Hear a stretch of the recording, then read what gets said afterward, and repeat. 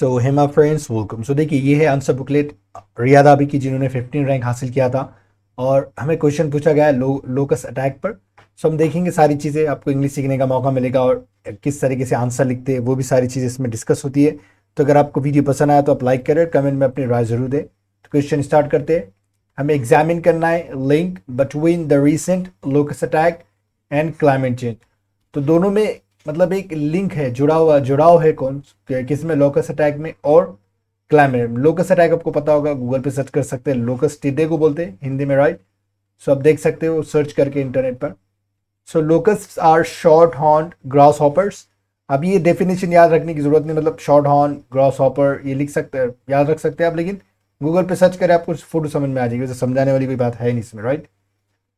सो फाओ यानी Food and Agriculture Organization has said that it was the worst locust attack in 26 years. So क्या कहा है food and agriculture organisation ने, मतलब has said यानी कह चुका है। हमने देखा था प्रेजेंट परफेक्ट टेंस है, right.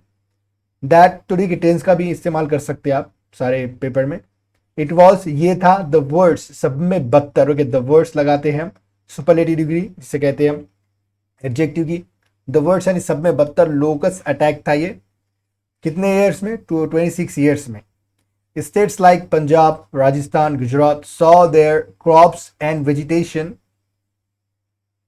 Okay being adversely affected. अब देखिए बीइंग का इस्तेमाल हमने एक बार देखा था, जैसे आई सॉ हिम गोइंग, हम बोलते ना मैंने उसे जाते हुए देखा। तो यहाँ पे उसी तरीके से बात हो रही है कि states like Punjab, Rajasthan, Gujarat saw मतलब देखा, देयर क्रॉप्स उनकी क्रॉप्स फसलें, and vegetation okay being adversely effect बहुत बुरी तरीके से अफेक्ट होते हुए। इस तरीके से सेंस आ रहा है। तो इस तरीके से इंट्रो लिखा गया एक तरह से, राइट। अब देखिए आपको दिख रहा है sir, right. The locust attack is linked to climate change. अब हमें बताना था कि दोनों में लिंक क्या है, क्लाइमेट चेंज में और लोकस अटैक में। तो अब इस तरीके से बता रहे हैं, देखिए the locust found easy breeding grounds due to increase rainfall. अब देखिए इन्हें जब अपनी तादाद बढ़ानी है, अपने ना मतलब ये अगर बढ़ना चाहते हैं, लोकस बहुत ज़्यादा बढ़ना है, तो ये रेनफॉल में ज़्यादा बढ़ेंगे। ब्रीडिंग यानी इजी ब्रीडिंग ग्राउंड यानी ब्रीडिंग यानी इसी की बात हो रही है, अपने आप को बढ़ाना, राइट, अपने जनरेशन को आगे बढ़ाना, something like that. The climate change induce okay Indian Ocean dipole in its positive phase okay led to more rainfall in Indian subcontinent. अब आपको इंडियन डायपोल पता होगा, जो हमारा इंडियन कॉन्टिनेंट है वहाँ से क्या होते हैं, ये ज़्यादा बरसात को क्या करता है, इंड्यूस करता है। बहुत ज़्यादा बरसात होगी हमारे पास, यहाँ पे लो प्रेशर होने के बाद यहाँ से हवाएं आएगी, विंड आएगी, और यहाँ पे क्या होगा, हमारे देश में बहुत ज़्यादा बरसात होगी। अगर जब ये Indian dipole ocean dipole positive phase में होगा, तो वही बात हो रही है कि रेनफॉल ज़्यादा हुई, इसी वजह से लोकस अटैक मतलब जो लोकस थे वो भी बढ़ गए, उस तरीके से अटैक हुआ। तो यहाँ पे देखिए इंग्लिश क्या है, the climate change induce second form simple past tense का, right. Indian Ocean dipole in its positive phase, उसके पॉजिटिव फेज में इंड्यूस किया, मतलब उसे उकसाया एक तरह से।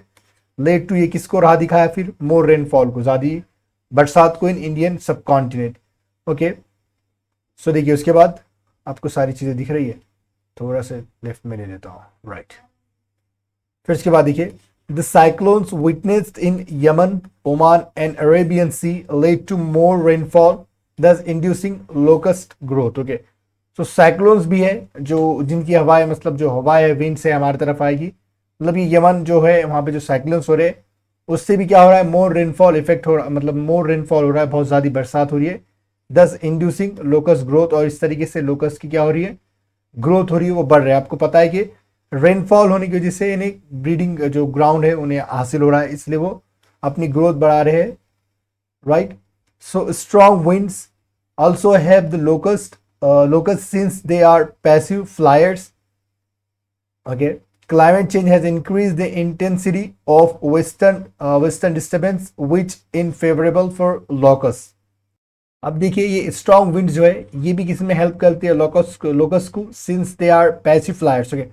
पैसिव फ्लायर्स क्या, देखिए अभी स्ट्रॉन्ग विंड्स की बात हो रही है, हवाएं जब तेज होगी तो पैसिव, पहले एक्टिव फ्लायर्स हम समझते हैं। एक्टिव फ्लायर्स में क्या होता है कि जो इंसेक्ट्स होते हैं, कीड़े मकोड़े बग्स वगैरह, वो अपने विंग्स जो है, अपने पर क्या है, वो फ्लैप करते हुए जाएंगे, फड़फड़ाते हुए उड़ेंगे। लेकिन इन पैसिव फ्लायर्स क्या होता है कि वो हवा के साथ एक तूफानी, मतलब एक तरह से उड़ जाते हैं, समथिंग लाइक दैट ओके। आप इमेजिन कर रहे हो कि एक इंसेक्ट है वो अपने पर को हिलाते हुए क्या कर रहा है, आगे बढ़ रहा है, लेकिन ये पैसिव फ्लैट्स क्या होते हैं, डायरेक्ट हवा के साथ भी वो आगे बढ़ सकते हैं, right, something like that, you can understand, you just have to imagine this. So climate change has increased the intensity of western disturbance, which is favorable for locusts.